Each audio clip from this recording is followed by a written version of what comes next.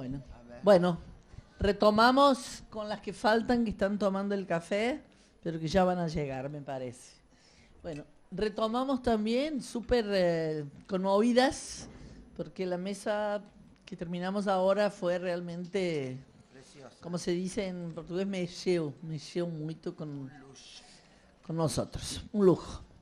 Bueno, y realmente creo que tiene toda la posibilidad de continuidad con esta, porque realmente la mayoría de los discursos, lo que fueron hablando, casi todas fueron refiriendo a esta capacidad que el feminismo ha tenido en estos últimos años de entrelazar todo nuestro debate con el de la sociedad en general, entrelazando las violencias que surgieron a partir tal vez de la denuncia de las violencias domésticas y de la denuncia de la división sexual del trabajo para alcanzar todas las violencias que la acumulación capitalista provoca en nuestras sociedades, inclusive la violencia doméstica, digamos. Entonces, estas tramas de las violencias económico-financieras, de las violencias que el capitalismo en su afán desmedido de lucro va creando, nos dan esta capacidad que estamos teniendo ahora de estar en el foco, en la delantera, digamos, de los procesos de resistencia al modelo neoliberal y ahora a lo que estamos comentando como el neofascismo, ¿no? A falta de otros términos o de una caracterización, pero creo que estamos en la punta de lanza. Y eso fue nada menos lo que pasó en Brasil, el Ele Não, la masiva movilización de mujeres en Brasil, que fue un movimiento amplio, diverso, mucho más que de un partido o de un grupo, fue expresión exactamente de esta forma que las mujeres estamos consiguiendo de enfrentar el fascismo. El único movimiento, el único grupo que salió como tal, como sector social, que dijo, bueno, no nos oponemos a este fascismo que se está construyendo. Entonces, digo, nos toca una responsabilidad muy grande y entonces esta mesa creo que es un excelente fechamento, como se dice en portugués, un cierre al seminario que hemos pensado y que realmente nos está dejando muy satisfechas. Bueno, entonces, en un mundo en convulsión, repensando las tramas de violencias contra las mujeres.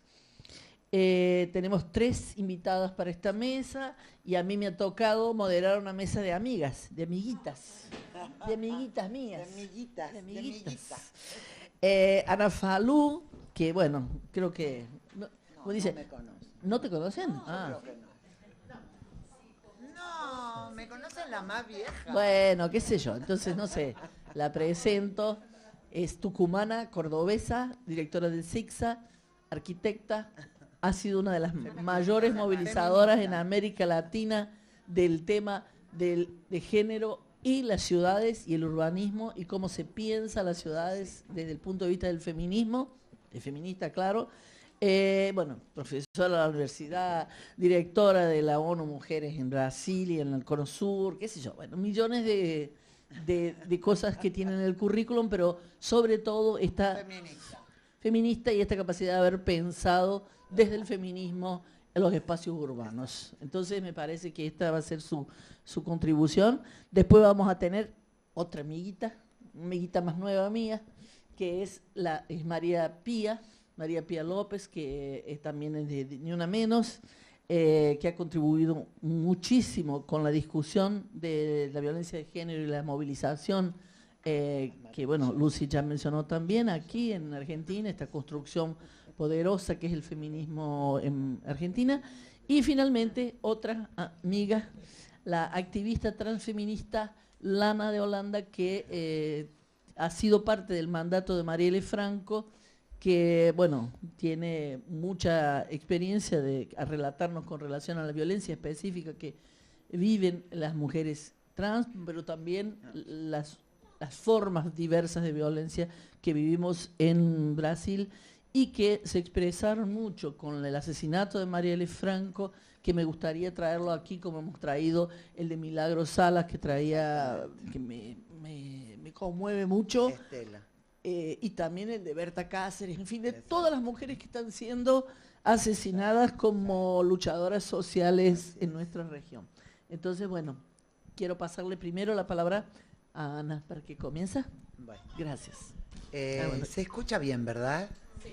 Bueno, estoy encantada de estar aquí.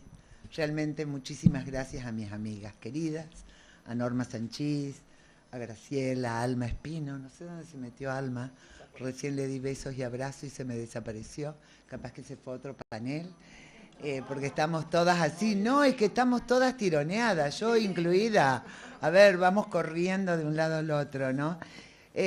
Sí, a mí me encantó el panel anterior, tengo la alegría de haber llegado a tiempo para escucharlas a todas y coincido con Estela, ¿no? Que estamos en una época, estamos en un momento, estamos y por eso me gusta este título de las turbulencias, ¿no? Que yo digo que son mucho más que financieras, que políticas y que tecnológicas y que tienen que ver con un cambio de tiempos, un cambio de culturas. Yo pensando siempre cómo entrar a esto para este tipo de público tan heterogéneo y de otros temas, porque ustedes no vienen de los temas del debate, de lo urbano y lo territorial, pero de todas maneras lo vamos a traer. Quiero compartir algunas reflexiones que hemos construido en el panel internacional de políticas sociales, con la presidencia de Amartya Sen y con la coordinación de Saskia Sassen y Edgar Pierce, que nos permitió hacer una reflexión y voy a hacer una pequeña síntesis de cuáles son, creo yo, algunos de los puntos, de los vectores conceptuales para compartir acá sobre el tema territorios. Yo voy a poner mi foco en los territorios, en las ciudades, en los territorios que empiezan con nuestros territorios cuerpos, este primer territorio que tenemos que apropiarnos para poder apropiarnos del cuarto propio de Virginia Woolf o del barrio, de la ciudad o de la gran metrópolis. En síntesis de nuestros derechos, ¿no? De cómo vamos avanzando en este conquistar, en este apropiarnos, en este instalar en lo público nuestros derechos.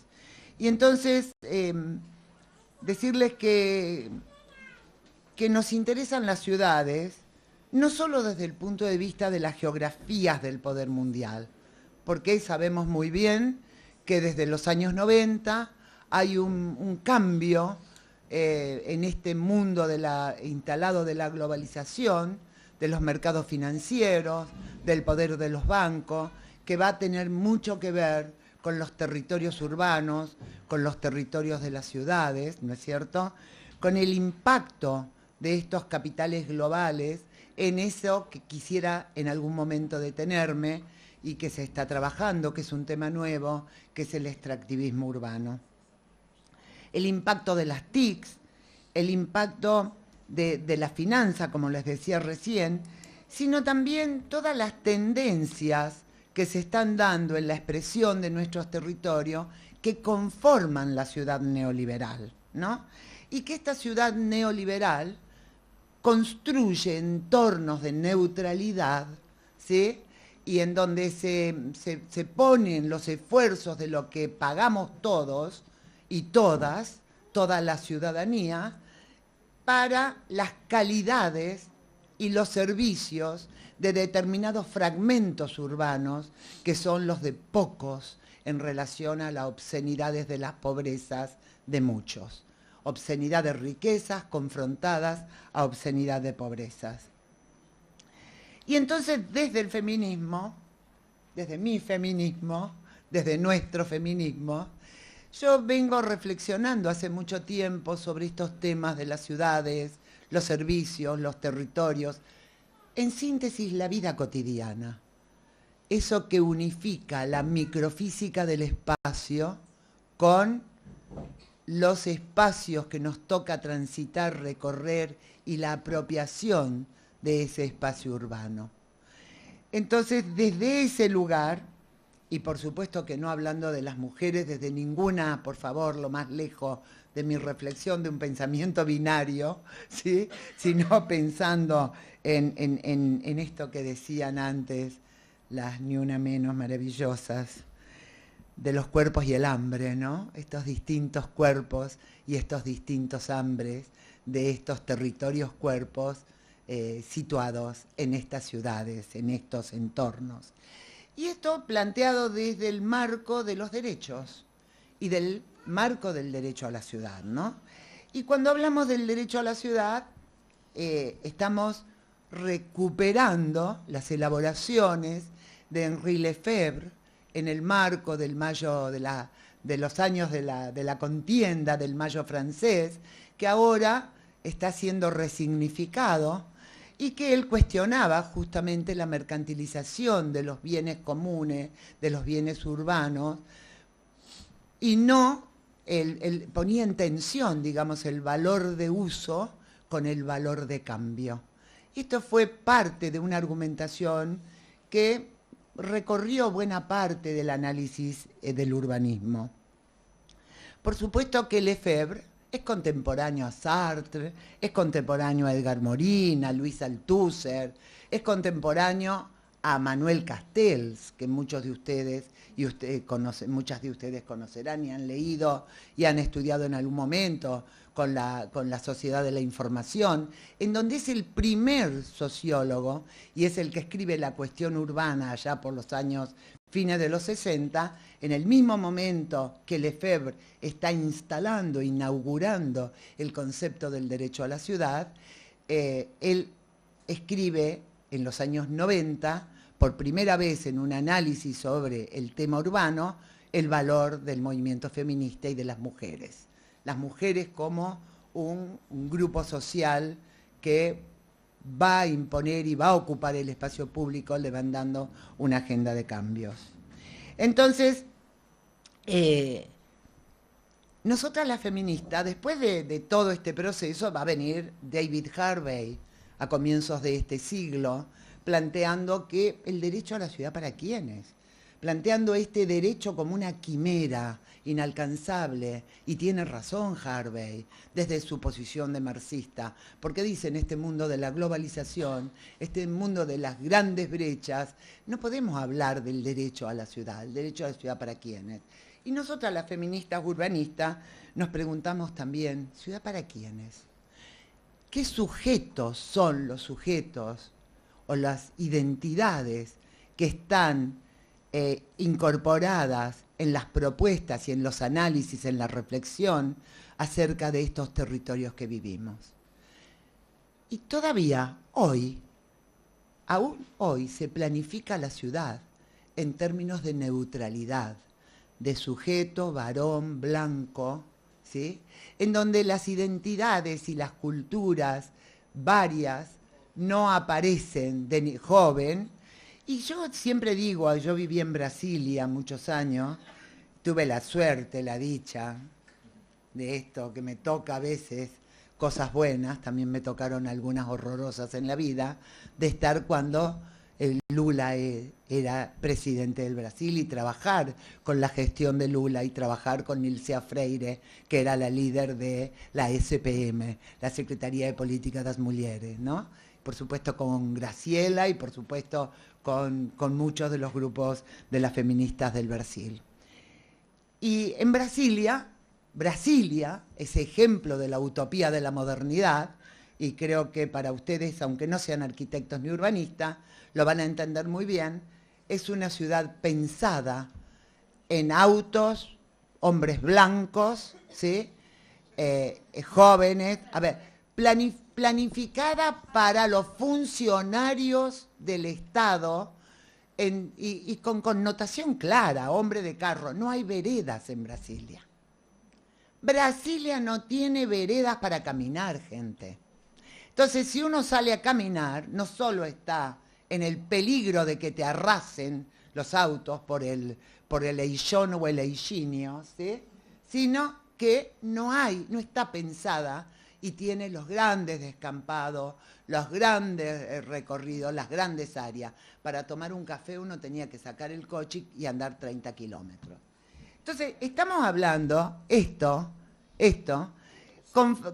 puesto en tensión con las ciudades satélites de la ciudad de Brasilia, es impresionante, porque las ciudades satélites que se construyeron por la autogestión de los propios trabajadores y trabajadoras que construyeron Brasilia y que se consolidaron maravillosamente, son densas, son vitales, son mixtas. Vos tenés el negocio, el perro que está durmiendo, la gente sentada tomando el cafecino, o sea, esas cualidades, esos atributos urbanos que nos preocupan a las feministas cuando pensamos en los territorios. Entonces, ¿cómo tener ciudades más justas? Sería la pregunta, ¿no? ¿Y cómo tener ciudades más justas, pensadas y planificadas en clave de esta diversidad de sujetos, ante esta evidencia empírica que la propia Buenos Aires lo tiene, con sus grandes recorridos, su extensión, estas ciudades nuestras difusas, extensas, complejas, como dice García Canclini, ¿no? Y en donde la justicia espacial, o la justicia espacial y de género, si quieren, o de las diversas identidades, demanda por lo menos algunas miradas. La mirada sobre el cambio climático, la mirada sobre las formas de la planificación y la inclusión de estas diversidades, los patrones del desarrollo económico, ¿sí? Exige una integralidad de temas. Me encanta esta es divina. Esta va a salir que mamá mía. Bueno, porque todo eso va a ir filtrando de alguna manera, ¿no? Entonces decir que a mí me parece que tenemos que considerar algunos vectores. El primer vector, y lo consensuamos en un proceso larguísimo liderado por las feministas internacionales para la nueva agenda urbana que se consensuó en Quito, Ecuador, en el año 2016, el concepto no dejar nadie atrás. ¿Sí? Este concepto que también aparece como una quimera, como una lista de deseos dentro de lo que son los tópicos de la nueva agenda urbana, pero que este no dejar nadie atrás tiene que tiene que tener especificidad. Tenemos que desagregarlo, porque si no lo desagregamos, no sabemos de qué estamos hablando, y tenemos que hablar de los migrantes. Tenemos que hablar de los refugiados hoy en las ciudades del mundo, en las nuestras también, ¿sí? Está llegando gente que está siendo puesta presa acá en Buenos Aires, ¿eh? Entonces tenemos que saber eso que desconocemos o que se conoce poco. Tenemos que saber que hay mujeres que están atravesadas por etnia, por color de piel, por condición social, por niveles de educación, por edades, que hay una población LGTBIQ que es preciso ponerla en el centro de la agenda, porque si no tenemos legislaciones, pero no tenemos una bajada de esas legislaciones a las políticas en estos territorios. Un segundo vector importante es el tema, y de una urgencia, que se va a contrastar todo el tiempo con todas las agendas internacionales que levantan la democracia, los derechos humanos, etcétera, etcétera, ¿sí? Que es el tema de la redistribución. Si no hay redistribución en el territorio, y hubo procesos de redistribución que quedaron cortos, por supuesto, que tenemos que mirarlos y revisarlos, pero esos quedaron sobre todo truncos ante los procesos que estamos viviendo de atraso y de esto que damos en llamar el neofascismo o el neoliberalismo, ¿no es cierto?, que es el quiebre del Estado de Derecho y que está afectando. Yo ayer hablaba con la compañera que se fue recién, la compañera mapuche, y es clarísimo cómo ese quiebre del Estado de Derecho, que tiene como una de las tantas aristas que acá ya fueron mencionadas, el legitimar la represión, ¿sí?, cómo esto está trabajando sobre esa expropiación, ¿sí?, de los territorios que van a afectar a estas personas. yo me marqué algunas cositas para poder ir entonces. Entonces, a ver, algunos anclajes conceptuales. Primero, las ciudades son sistemas incompletos. Son sistemas complejos pero incompletos. Incompletos porque la ciudad es un organismo dinámico. La ocupación del territorio es dinámica.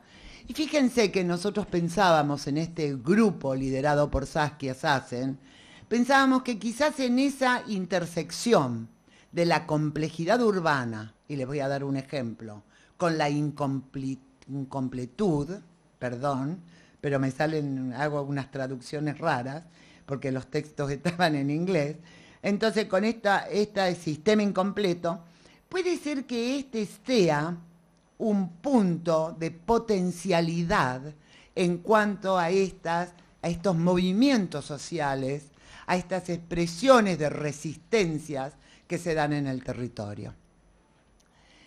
Es posible que sea más fácil que la Villa 31, que ahora se da en llamar por el gobierno de esta ciudad, en Ciudad 31, fíjense qué interesante, no vamos a entrar a ese tema, lo pongo nada más que como un ejemplo, ¿sí? Permita ese punto de bisagra entre esa ciudad incompleta y esa ciudad compleja de fragmentos que son distintos entre sí, pero muy homogéneos cada uno en sí mismo, ¿sí? Donde conviven los barrios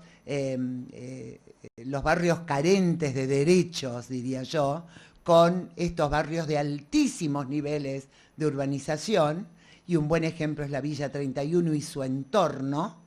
Para quienes no la conocen, está acá muy cerca, es fácil verla cuando se va al aeropuerto, y que es además una villa de migrantes, es lo que llamamos un crisol de raza. Entonces, es posible que en esa intersección y esas características constitutivas de las resistencias y de los movimientos urbanos en este caso, y de este ser incompleta, pueda haber decisiones que permitan una dinámica en ese sector que mejore esas condiciones de vida. Y a lo mejor, wow, no voy a terminar nunca, qué horror, me voy a ir más rápido entonces. No voy a explicar más. El segundo sería que la ciudad es un lugar de encuentro. El mejor ejemplo de la ciudad como lugar de encuentro son ni una menos. La Marea Verde. Ese es el lugar de lo público, de la demanda, de los cuerpos en resistencia, ¿no es cierto?, que realmente constituyen el discurso de las ciudades. Y este es un segundo punto. Las ciudades tienen un habla, un discurso, expresan sus resistencias. Y esto lo ejemplifico de esa manera. Un tercer concepto que quiero dejar acá para el debate es el tema de los espacios fronteras. Y cómo esto va a afectar particularmente a la vida de las mujeres y a la violencia que se da en esos territorios urbanos. Los espacios fronteras que se dan en estos muros, dice la Vera Malaguti para Río de Janeiro, estos muros tangibles o intangibles, estos muros que dividen, que separan, ¿no es cierto?, que son el mejor ejemplo de la otredad, el otro distinto, la otra diferente, ¿sí? En un mundo en donde se valora lo igual, tenemos que ser todos iguales, en donde lo que más se va a cuidar es preservar la pureza del consumo. Entonces, estos muros invisibles van a establecer jerarquías en ese territorio, jerarquías de ciudadanía, ¿no es cierto? Y que estas fronteras cada vez más están dentro de cada ciudad y se expresan en estos fragmentos distintos. Un cuarto vector se refiere, y para mí central en los análisis que venimos haciendo, y que tiene que ver también con las violencias que se dan en el territorio, que es la omisión de los sujetos. El colonialismo que persiste sobre la diversidad de la población, situadas en territorialidades, ¿no es cierto? Ese territorio del cual el primero es nuestro cuerpo. Las mujeres somos omitidas, no solo las mujeres. somos omitidas porque también esa planificación, como les decía al inicio, se realiza en clave de neutralidad. Las negras, los negros, las indígenas son sujetos omitidos, las lesbianas, las trans, y entonces condenados a determinadas situaciones que todas ustedes han ido aportando desde distintas miradas.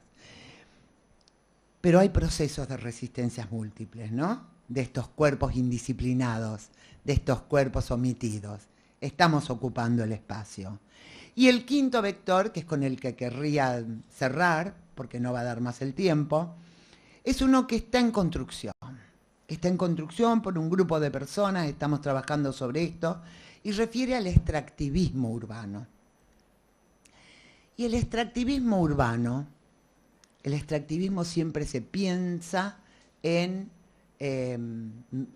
condiciones de explotaciones minera, de extractivismo del agua, lo que la negra del Cauca de Colombia, Beatriz Márquez, denuncia, ¿no es cierto?, cuando dicen están expulsando, y este es otro concepto que se va a vincular al del extractivismo, que es la expulsión, el concepto que trabaja Saskia Sassen. Entonces, ellos defienden y dicen, no, acá hay un pacto entre las empresas globales, las mineras globales, con nuestras dirigencias y nuestros estados, y lo único que vienen a hacer es a expulsarnos de nuestros territorios y por lo tanto perder ellos sus saberes, sus identidades territoriales, ¿no es cierto? Y ser también trasladados a los bordes de las ciudades, en donde terminan en cualquier tipo de trabajo, en la informalidad y en la inseguridad. Pero la expulsión, no solo el extractivismo y la expulsión no solo tienen que ver con esta dimensión más obvia, que es la dimensión de la minería, de lo agrícola, sino también hay un extractivismo urbano que tiene que ver con la especulación inmobiliaria, que tiene que ver con las grandes firmas globales de bienes raíces, de las finanzas apoyadas por los bancos, de la especulación financiera, que no solo es lavado de dinero, también lo hay, pero que es Soros, IRSA, ¿sí?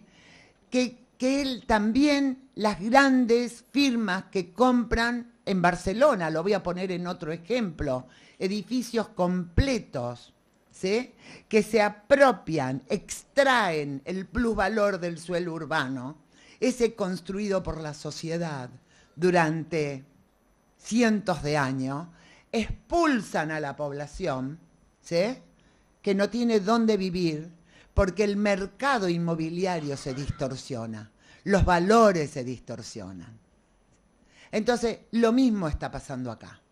Acá hay desde tierras fiscales, desde tierras del Estado, tiro federal, pongo nada más que el título, ¿sí?, a la apropiación de sectores de ciudad, como se hizo con todo el territorio del borde de Puerto Madero y del río, que lo único que hacen es expulsar población y llevarla a esa población a los bordes de la ciudad. Voy a cerrar con esto. Solo un dato les doy. En 10 años en la ciudad de Buenos Aires se construyeron 20 millones de metros cuadrados de inmuebles y creció un 50% la población que vive en las llamadas villas miseria, eufemismo increíble, ¿sí?, que son nuestras favelas en Argentina. Entonces, acá hay un fenómeno que se vincula estrictamente a la vida de las mujeres en este sentido. Y ya lo han dicho acá otras. Las mujeres, aún en los años de crecimiento de la riqueza, aún hasta el 2014, habiendo estudiado los datos y las cifras que da CEPAL, las mujeres crecieron en la pobreza y en la indigencia. Las mujeres no solo crecieron en la pobreza y en la indigencia en los años promisorios de bonanzas, de crecimiento del empleo y del trabajo, sino que las mujeres pobres tienen más del doble de hijos que las mujeres de los quintiles más ricos. Y esas mujeres son las mujeres que son expulsadas de las pensiones, de los lugares en donde habitan, las que viven en los márgenes de la ciudad, carentes de derechos, carentes de seguridad, carentes de salud, carentes de educación, carentes de transporte seguro y accesible y costeable.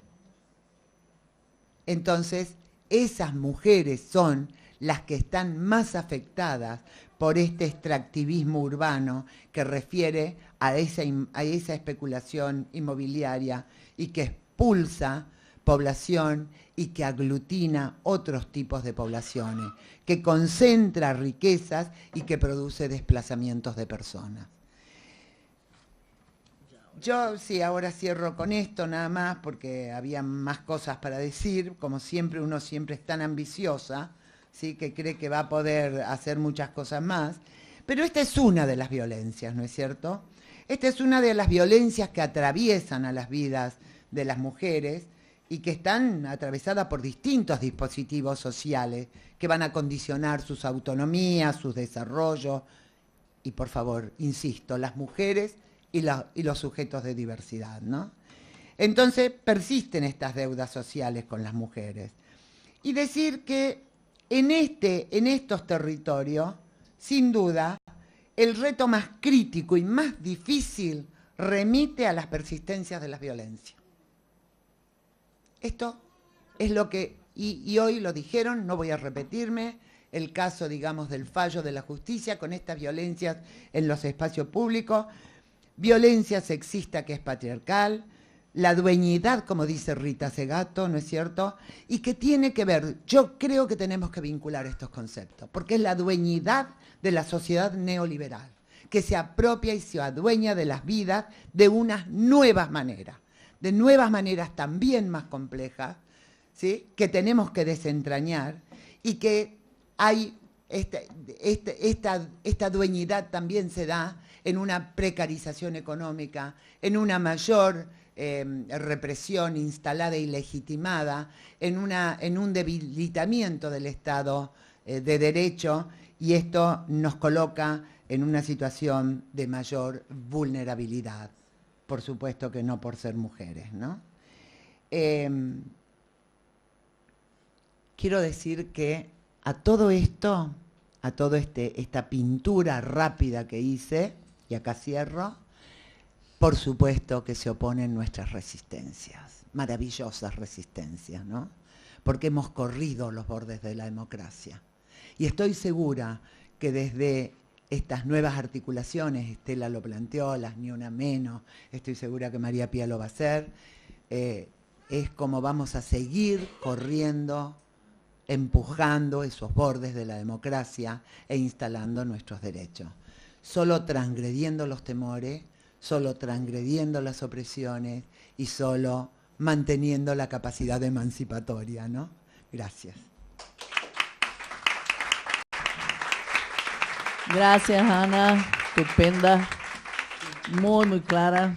Creo que nos trae un aporte, una mirada que no la teníamos hasta ahora y nos ayuda mucho a pensar esa integralidad de los conceptos de la que ella misma habla al final, ¿no? Bueno, le paso ahora la palabra a María Pía, que no dije, pero también es profesora de la Universidad de San Martín. Tiene varias actividades. Yo la conocí inclusive en un programa de televisión como conductora de un programa de televisión, entonces muy histriónica, ¿no? Capaz de muchas cosas. Entonces le paso la palabra a María Pía. Bueno, muchas gracias, Graciela, gracias a la Norma, a las compañeras que nos estuvieron organizando tenazmente el foro feminista contra el G20. Quería partir de algo que estaba pensando cuando Ana hablaba recién, ¿no? Que de algún modo cuando contrarrestó Brasilia a las ciudades satélites, ¿no? Apareció como una idea de la alegría polifónica de las ciudades populares, ¿no? Esa cosa de lo multicolor, lo abigarrado, lo plurilingüe que aparece en el mundo popular y que de algún modo me parece que si algo si ese mundo de las resistencias nos es auspicioso, si creemos que los feminismos tienen mucho que decir sobre este momento y lo que podemos decir desde los feminismos es algo potente en la escena política latinoamericana, pese a todas las oscuridades que signan nuestra escena política latinoamericana, es porque son los feminismos los que tienen esa característica de ser polifónicos, multirraciales, interclasistas, populares, abigarrados, y cuando ocupamos la calle con esas dramaturgias y con esos modos performáticos que implican es poner en escena esa vitalidad, que es una vitalidad popular. Es decir, es algo, creo que hay algo de esa ciudad que vos cantabas de algún modo, ¿no? El canto de las ciudades populares, que me parece que aparece en las calles de nuestros feminismos populares, y son feminismos conflictivos, disidentes, querellantes dentro de sí, digamos, son feminismos donde estamos atravesadas por múltiples discusiones, y también que cada vez que en esos feminismos decimos mujeres, sabemos que nos quedamos cortas y que estamos haciendo algo que es pura economía de la lengua y no ningún dato de la realidad, porque tendríamos que decir todo el tiempo mujeres, lesbianas, transexuales y travestis para ser más o menos justas con ese sujeto potentísimo que estamos tratando de construir en las calles. Y esos feminismos populares en Argentina efectivamente hicieron de las ciudades un ámbito, de las calles, un ámbito hospitalario. No sé, la violencia la violencia femicida todavía se sigue desarrollando especialmente al interior de los hogares, y los últimos datos son fatales, porque es que el 80 y pico, 90% de las mujeres, y cada vez que digo mujeres, recuerden que estoy sintetizando, que de las asesinadas, de las víctimas de femicidio, lo son por alguien, esos crímenes son cometidos por un conocido, una pareja o un familiar, y son realizados en el espacio hogareño o barrial. Entonces, lejos estamos de esa división tan clásica de la modernidad, en la que lo privado es el lugar de resguardo y lo público el lugar del peligro, porque para nosotras no hay privado que valga, porque lo privado corremos absolutos riesgos, no hay entorno seguro.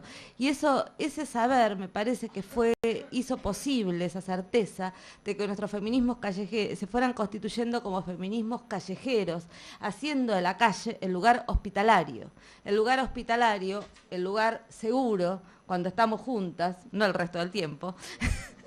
Cuando estamos juntas y cuando no llegó la policía o las fuerzas de seguridad, es decir, hay ciertas condiciones. Bueno, en ciertos momentos, cuando estamos juntas, en las vigilias, no en las vigilias frente al Congreso, se produjo esa calle como lugar de hospitalidad hacia las disidencias, las diferencias, y también hacia lugar para una fundación de lo común, una invención de lo común en la calle. Bueno, esa es la ciudad del feminismo, me parece, contra la ciudad neoliberal, o habitando los intersticios de la ciudad neoliberal y de la ciudad represiva. Está esta ciudad añorada, utópica, pequeña, que insurge de nuestros feminismos. Pero como estos feminismos tienen esta fuerza y de algún modo constituyen un sujeto político enorme y absolutamente potente, me parece que todo el tiempo también se sitúan en una arena que es una arena de traducción y de intento de acotamiento de aquello que nosotras mismas estamos planteando. Es decir, estamos interviniendo en un campo de fuerzas, donde en ese campo de fuerzas hay formas de capturar nuestros propios enunciados y lo mismo o intentos de capturarlo y ponerlo en juego. Está ocurriendo eso, ocurre todo el tiempo con la propia noción de violencia. Que si en junio de 2015 se produjo esa enorme y sorprendente movilización callejera bajo la consigna de Ni Una Menos, y eso puso en escena la cuestión de los femicidios, fue claro también que a partir de eso hubo intentos muy fuertes de aislar esa violencia del resto de las violencias sociales, de aislar la violencia de género y ponerla como una cuestión aparte respecto de las violencias económicos y sociales, de las violencias institucional, de las violencias en los espacios de trabajo. Se intentó decir, bueno, acá hay un problema que es el de los femicidios, el del acoso, el de las violaciones, pero esto no tiene nada que ver con todo lo otro. Ese aislamiento es un aislamiento que todo el tiempo se intenta hacer, y diría que ese aislamiento es parte del intento de convertir la agenda que nosotras ponemos en la calle en parte de la agenda de la gobernabilidad neoliberal. La gobernabilidad neoliberal quiere tomar nuestra propia fuerza de movilización y convertirla en legitimación de su acción. Eso lo hacen con la violencia de género, por eso Lucy hoy narraba, y me parece que lo narró con mucha precisión, cómo el mecanismo del paro a nosotras nos permitió, la herramienta del paro, enlazar eso que desde la gobernabilidad neoliberal intentan separar. Es decir, volver a poner juntas violencia económica, violencia social, la cuestión de las finanzas, la cuestión de la deuda, la cuestión del trabajo, todo eso en relación a la violencia. Y nosotras decimos violencia es todo eso y no nada más que la violencia doméstica, aun cuando sigamos discutiendo violencia doméstica. Lo que estamos haciendo es trabajar sobre esos enlaces que la gobernabilidad neoliberal intenta separar, porque primero aíslan y una vez que aíslan esa cuestión, hacen otro procedimiento que es posible por ese aislamiento, que es decir que es una cuestión individual. Hay asesinos, hay locos, hay criminales, hay inadaptados. Segundo, decir que si es una cuestión individual y puede ser concebida aisladamente, se puede tratar con más policía, con más lógica de seguridad y con más penas. Es decir, nos convierten, y las argentinas recordarán que cuando fue asesinada Micaela García, rápidamente el Senado procedió a una modificación de la ley de ejecución de las penas, porque el asesino era un preso que estaba con salidas transitorias. Entonces se hizo un proyecto para quitar las salidas transitorias en delitos graves, que delitos graves son los delitos de narcotráfico y los delitos de violencia de género y de terrorismo. Y eso perjudicaba nada más ni nada menos que a la mayoría de las presas que están hacinadas a las cárceles argentinas porque pertenecen a los escalones más bajos de la economía del narco. Eso hizo el Senado de la Nación Argentina, no solo decirnos que no a la legalización del aborto, también usar un femicidio, usar a una muerta por la que estábamos en la calle para endurecer las penas y creer que con eso combatían la violencia contra nosotras, mientras condenaban a miles y miles de mujeres pobres encarceladas a estar peor, a no tener salidas transitorias. Digo, eso es el modo punitivista de tratar la cuestión. Tratando el modo punitivista de la cuestión, hacen otra cosa. Nos solicitan que nos declaremos, nos reconozcamos solo como víctimas. Solo como víctimas. No solo que nos reconozcamos como víctimas, sino que apelemos todo el tiempo a esas fuerzas de seguridad y a las instituciones públicas para que nos cuiden. Es decir, nos piden que nos reconozcamos allí donde estamos más impotentes, más frágiles y más vulnerables, para decir que solo ellos nos pueden cuidar. Digamos, eso es un mecanismo tremendo. Y eso, si vieron la campaña de los cartelitos en los subtes por el acoso, ¿no? Llamen, ¿eh? Digo, ¿qué nos están diciendo cuando nos dicen que llamemos? ¿Que abracemos a Patricia Bullrich y nos sentemos en su regazo para que nos cuide? Digamos, eso nos están diciendo. Bueno, todo ese proceso, digamos, me parece que es una lógica muy construida por la lógica de la gobernabilidad neoliberal, donde nos quieren víctimas y nos quieren disciplinadas en tanto víctimas. Es exactamente ese el proceso que quieren hacer. Para eso considera la violencia de género como una cuestión de seguridad. Desde el 3 de junio de 2015 nosotras decimos: los femicidios no son una cuestión de seguridad. Los femicidios son una cuestión de derechos humanos. Y porque son una cuestión de derechos humanos, incluso los criminales tienen derechos. Incluso aquellos que están juzgados por violencia de género son sujetos de derecho. En nuestro nombre no aceptamos violencia institucional. En nuestro nombre no defendemos las cárceles. En nuestro nombre no pedimos más penas. Digamos, en nuestro nombre no queremos más fuerzas de seguridad en los barrios. Digamos, eso que estoy diciendo acá porque estamos entre compañeros, no podría decirlo, decirlo públicamente, todos sabemos lo costoso que es. Digamos, todos sabemos lo difícil que es decir que no queremos punición, porque al mismo tiempo sí queremos justicia. Sí queremos justicia y sabemos que los modos en que estamos pidiendo justicia es en estos marcos horrendos de la violencia institucional. Estamos pidiendo justicia aquí y porque no tenemos modos mejores, aún construidos socialmente, construidos por nuestro propio movimiento, de pensar esa cuestión. Bueno, esto que dije muy rápidamente respecto de cómo la gobernabilidad neoliberal en países, estoy diciéndolo sobre Argentina, muy claramente, esto que hace en Argentina es un mecanismo. Diría que es otro en el caso de Brasil. Diría que hay otro mecanismo que se está poniendo en juego en la experiencia de Bolsonaro. Porque si esto es un disciplinamiento que toma núcleos de la agenda, del movimiento social y de los feminismos populares para traducirlos en código neoliberal, lo que está pasando en Brasil es otro paso, que es directamente declararle la guerra a esa propia agenda que pone en juego los movimientos feministas.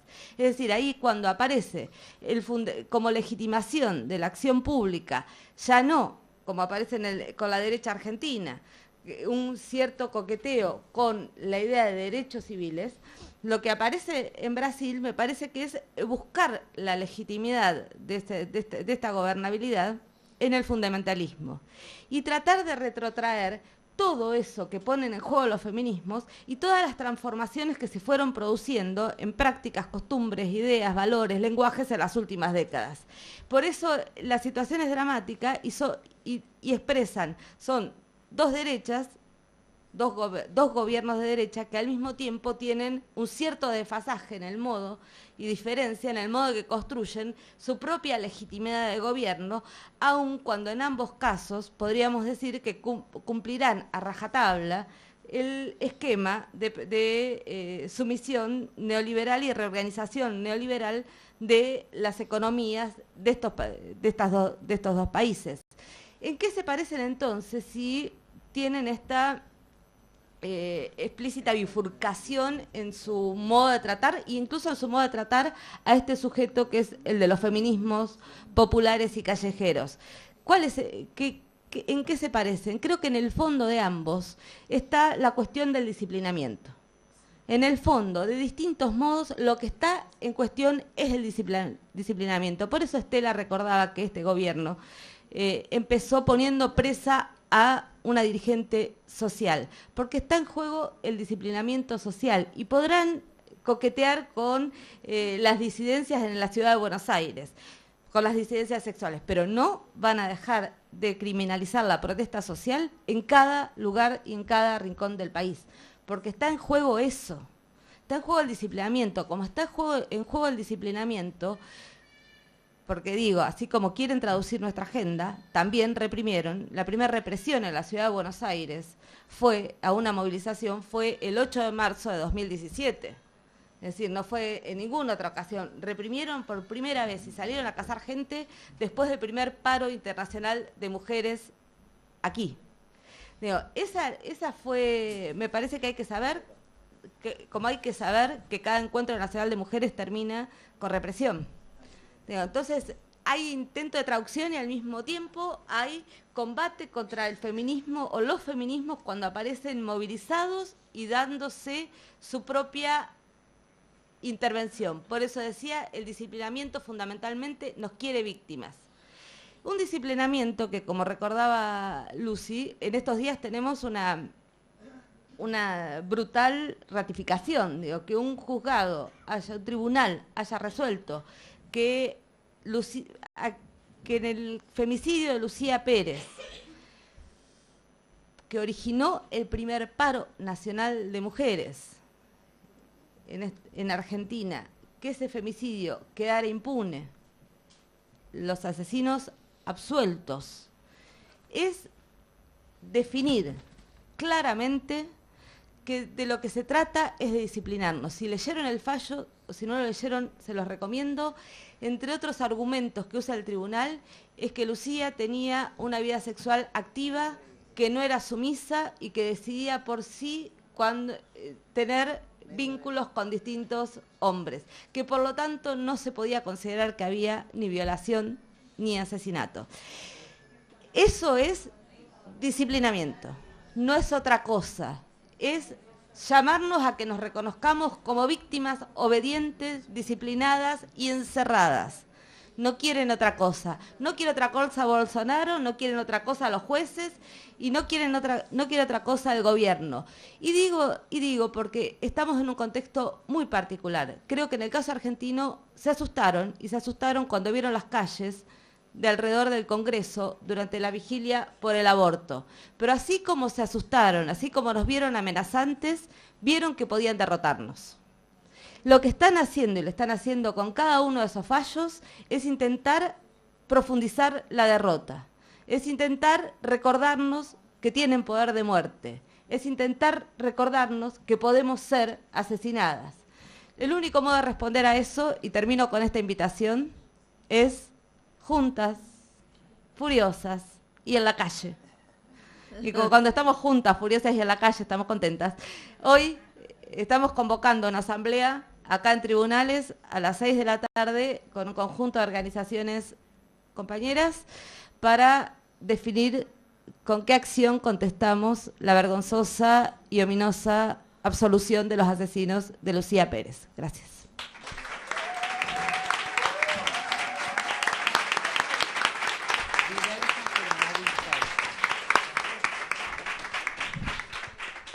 Quiero aclarar que entre que hablé yo y habló Pía se terminó de hacer el flyer.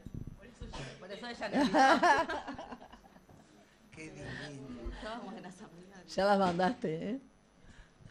Bueno, muchísimas gracias María Pía, excelente y muy poderosa tu presentación, tu fala. Y para nosotros en Brasil es un tema extremadamente polémico, que lo estamos procesando y que yo creo que tenemos que todavía darle mucho más vueltas. Por eso las miraba a las chicas cuando estaba aquí, porque es una discusión muy fuerte todavía en Brasil, este tema del punitivismo, y que yo vengo también tratando de impulsarlo en lo que puedo, porque no es mi tema, pero digamos, hay todo un esfuerzo en ese sentido desde algunos sectores del feminismo, lo que no es fácil en un feminismo un poco bastante institucionalizado, digamos, dentro de la estructura en Brasil, del Estado.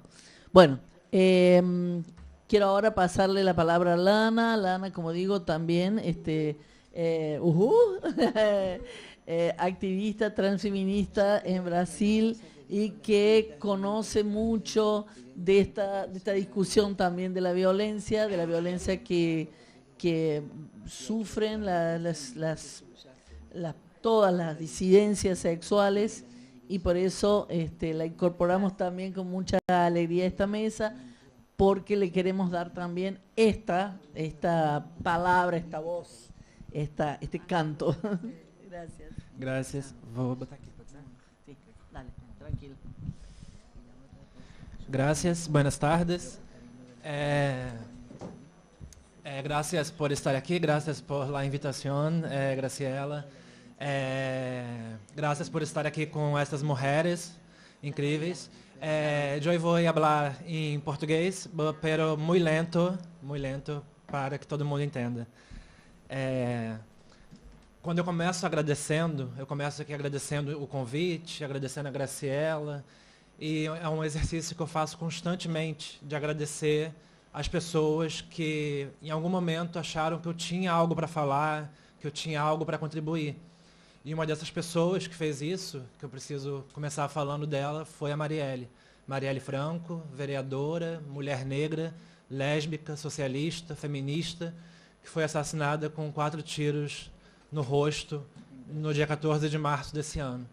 Então eu preciso começar falando dela, porque é impossível falar sobre violência dos corpos, violência na política, sem começar falando da Marielle. Quando a Marielle foi assassinada, no dia 14 de março, e ao decorrer disso, no decorrer desses meses, uma reflexão que eu tenho feito muito e que tem sido muito recorrente para mim é sobre como alguns corpos, algumas pessoas, algumas identidades, aos olhos dessa sociedade, esses corpos, essas identidades não são dignas de estar em certos espaços, não são dignas de estar em certos lugares, ocupando certas posições. E a Marielle, para mim, ela é um exemplo disso. Assim, desde o dia 14 de março, a Marielle tem todas essas identidades que eu falei. Ela trazia no seu corpo todos esses signos, tanto no seu corpo quanto na sua postura, no seu discurso. Ela trazia essa mulher múltipla que ela era. E a Marielle, que foi eleita com quase 50 mil votos para ser vereadora no Rio de Janeiro, ela foi morta desse jeito, de um jeito covarde, na região central da cidade, numa região com muita circulação de pessoas, de carros, muitos prédios, uma região muito povoada. Então, a frieza, a covardia com que mataram Marielle mostra para mim como alguns corpos não são dignos de estar em certos lugares. E aí eu tenho que fazer um exercício de, embora eu veja isso, embora eu perceba isso, eu preciso fazer um exercício de pensar que não pode ser assim. Se tem sido assim até hoje, não pode continuar sendo assim. E eu acho que o feminismo, eu acho que a luta... Desculpa, estou rápida, né? Desculpa. Eu acho que o feminismo, a luta da população LGBT, das minorias, vai muito de encontro a isso. A gente não permitir que algumas pessoas não possam estar em certos lugares apenas por serem quem elas são, apenas por terem nascido como são, apenas por assumir a identidade que essas pessoas têm. Então, obrigada por estar aqui. Precisava começar falando da Marielle, precisava começar falando dessa violência política nesse corpo negro, lésbico, feminista que era a Marielle. E no Brasil, o Brasil, como vocês sabem, é um país extremamente violento. Só em 2016, que é o último número que a gente tem, se eu não me engano, foram mais de 60 mil assassinatos no Brasil. No Rio de Janeiro, o Rio de Janeiro é um estado muito violento. A cidade do Rio de Janeiro, que é a capital do estado do Rio de Janeiro, é uma cidade muito violenta. E muitas mortes, principalmente, a gente vê mortes covardes nas favelas e periferias, que não são a área rica da cidade, são as áreas mais pobres, mais precarizadas da sociedade. A gente vê essas mortes muito violentas e mortes que partem, sobretudo, da polícia do Estado. O Estado ele legitima algumas mortes, porque a polícia mata e a polícia não é punida. A gente tem que lutar para que a polícia seja investigada, e muitas vezes, quando ela é investigada, ela não chega nem a ser punida. Então, é uma luta constante que se tem no estado do Rio de Janeiro. É uma luta constante que a gente vê as mães dos jovens que são mortos pela polícia. Essas mães vivem uma luta diária, permanente, para que os policiais que mataram seus filhos sejam investigados e, caso sejam investigados, sejam punidos.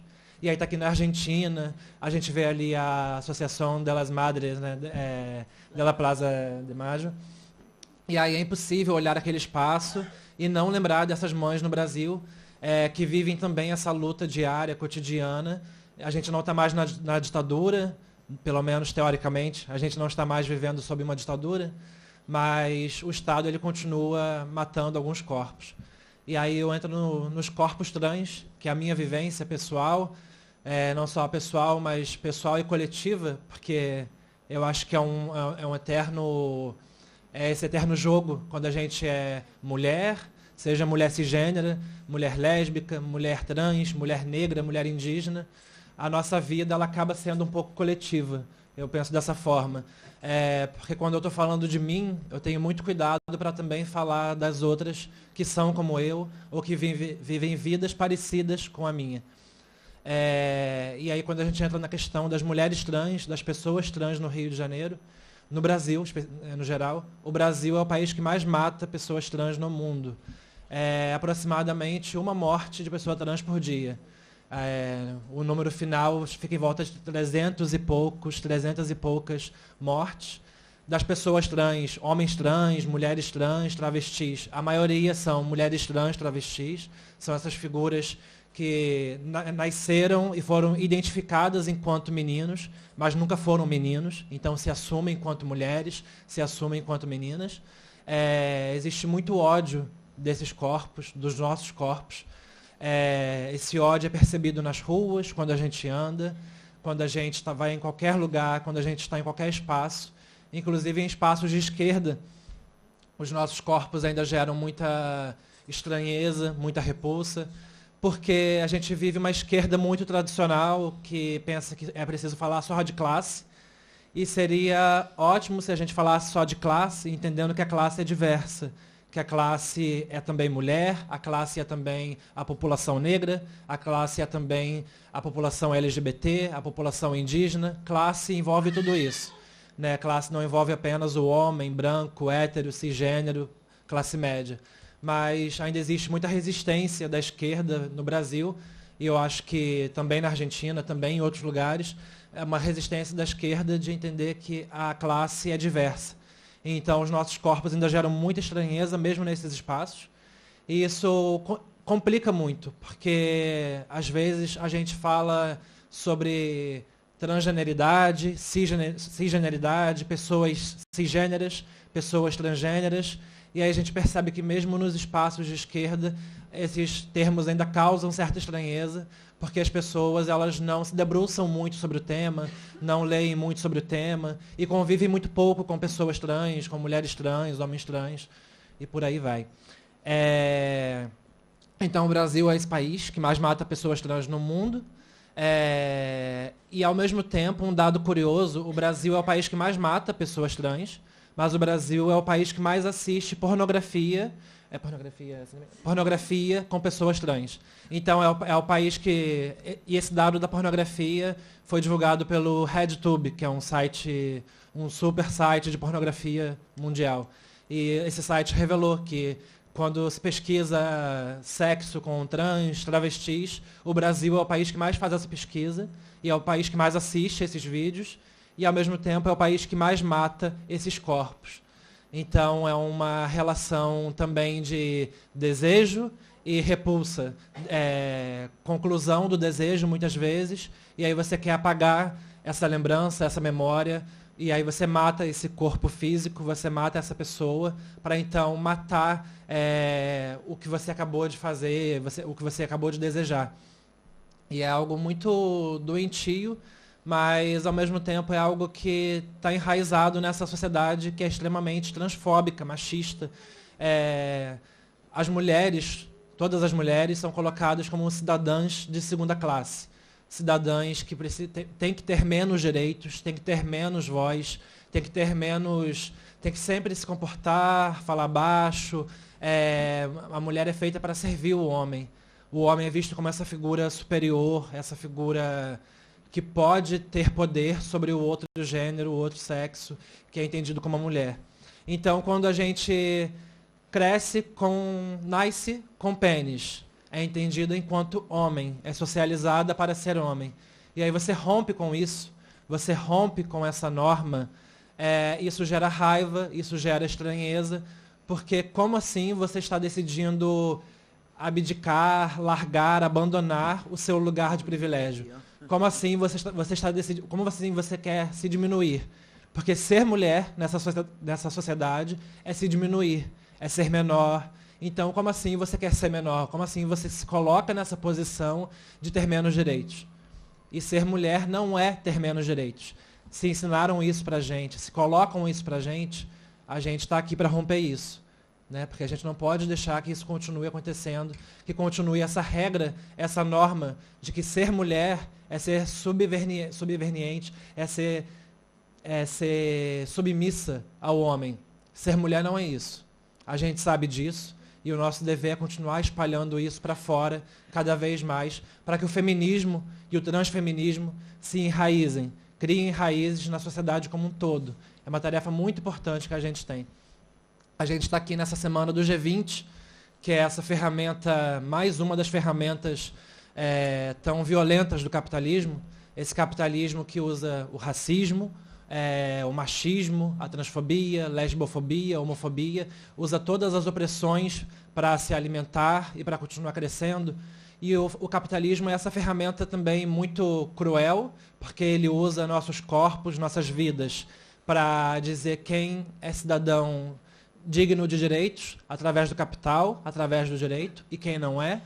Mas agora o capitalismo ele faz um outro movimento, que é o movimento de olhar para esses corpos, até então marginalizados, e dizer que esses corpos podem sim ter direitos. Esses corpos podem sim ter dinheiro, ter capital, ter poder. E aí ele seleciona alguns desses corpos para estar na mídia, para estar na televisão, alguns desses corpos para terem visibilidade. E aí ele vai selecionar alguns corpos negros, alguns corpos trans, alguns corpos de mulheres, mas ele vai desenhar sempre um padrão. Vai ter um padrão de quais dessas mulheres podem estar na mídia, quais dessas pessoas negras podem estar na mídia, quais dessas pessoas trans podem estar na mídia, podem ter poder.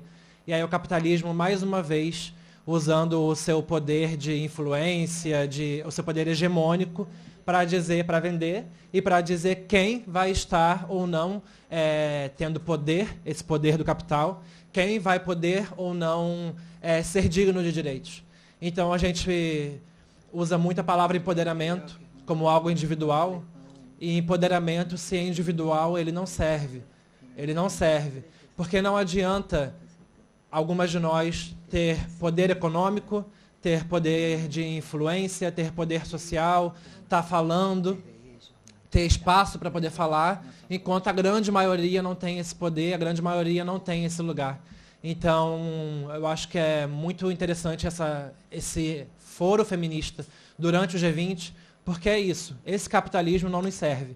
Aliás, para mim, o capitalismo nunca serviu. A gente está vivendo agora uma época do neoliberalismo, o capitalismo cada vez mais sendo mais cruel, ficando mais pesado, ficando mais tenso. Então, a gente vive essa época de neoliberalismo junto com a necropolítica, que é essa política que permite que, sempre se permitiu de certa forma, mas agora está muito mais evidente, uma política que permite que alguns corpos sejam mortos. Alguns corpos possam morrer nas periferias, nas favelas, nas ruas. Alguns corpos possam morrer nos hospitais por falta de atendimento. Alguns corpos possam morrer por desastres naturais que poderiam ser evitados. Então, é uma política que legitima muito mais essas mortes. E a gente está vendo essa face muito mais cruel do capitalismo. Mas o capitalismo, ele nunca serviu. Ele nunca... Porque sempre tiveram as pessoas, e em algum momento foram as mulheres que não podiam votar, não podiam trabalhar, não podiam ser donas do seu direito social, econômico. Então, sempre tiveram esses corpos que foram excluídos, foram marginalizados. E se a gente conseguir avançar com os corpos trans, com os corpos negros, com os corpos indígenas, o capitalismo vai selecionar outros corpos para estar nessa posição de não ter direitos. Vão sempre existir outros corpos que não são dignos, outros corpos que não são bonitos o suficiente, não são padronizados o suficiente, não estão no padrão o suficiente, não são corpos que não são entendidos em sua essência. Então sempre vai ter um grupo selecionado para ser excluído do poder, para ser excluído do poder econômico e social. Então o capitalismo não nos serve, não me serve. A gente tem que buscar uma outra sociedade, e eu acho que o feminismo tem um poder muito forte nisso. O feminismo, ele rompe com uma estrutura que está posta aí há milênios, uma estrutura que está posta há muito tempo, que definiu como essa sociedade seria, quem mandaria e quem não mandaria. E aí, primeiro o homem e a mulher, e aí depois também vem a questão de raça, porque se descobre que se descobriu outro continente em que existia a população negra, então se cria mais um mecanismo de exclusão. E aí a gente vem, quando eu digo que se descobriu, né, a Europa, que é esse poder hegemônico que está aí até hoje, o poder dos homens brancos hegemônicos, descobriu que existia esse outro continente, que é o continente africano, então seleciona que esse continente também vai ser excluído, assim como as mulheres no continente europeu eram excluídas. E aí depois começa a revolução sexual, as pessoas começam a querer demonstrar seu afeto, seu amor, querer demonstrar a sua identidade pessoal. E então o capitalismo também olha e fala, não, também não nos serve, também vamos excluir. Só que a gente tem força, mulheres têm força, a população negra tem muita força, a população LGBT tem construído sua força, seu ativismo, seu movimento. Então, quando o capitalismo percebe que a gente vai entrar em choque com ele tenta fazer esse exercício, esse mecanismo de, não, vocês são bem-vindas, vocês são bem-vindos, nós vamos abraçar vocês, mas a gente só pode abraçar alguns de vocês. E ele abraça alguns, e aí vem o discurso da meritocracia, que só foi abraçado quem se esforçou o suficiente, quem correu muito, quem queria, quem correu atrás, conseguiu. E nós sabemos que não é assim. Quem nasce com pênis e se entende como homem, vai se entender a vida inteira como homem cisgênero heterossexual, vai ter muitos privilégios.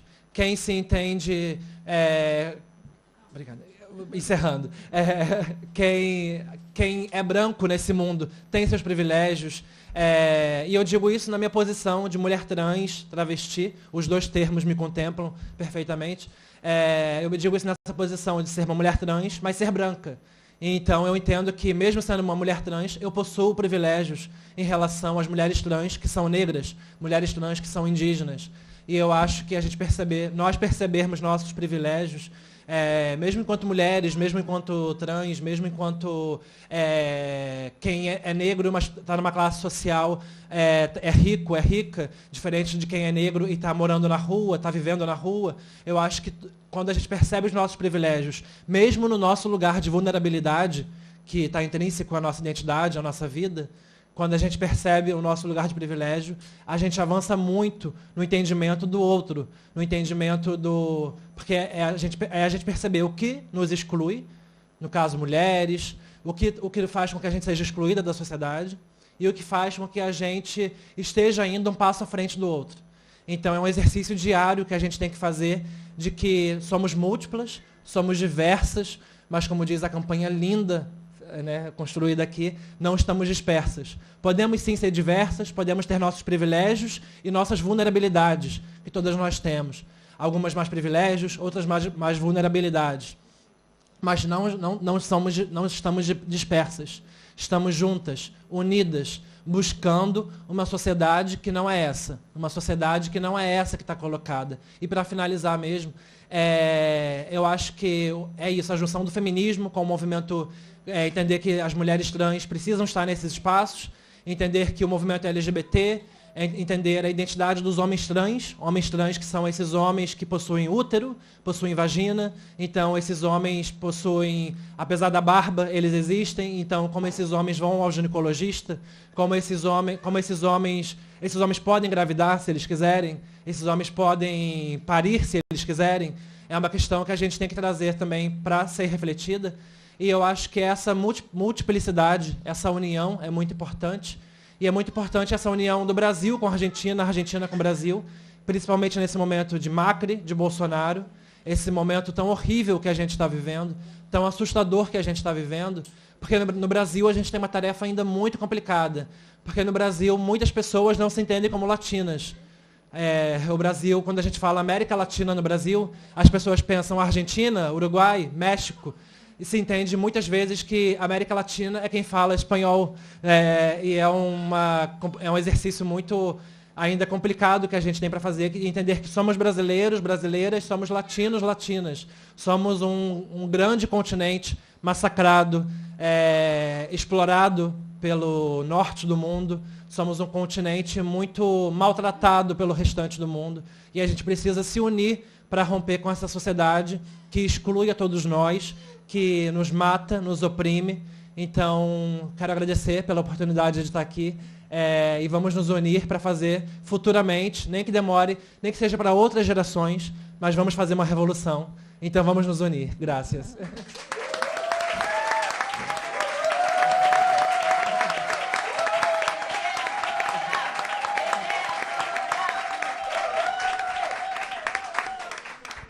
Bueno, obrigado, Lana. Gracias, Lana.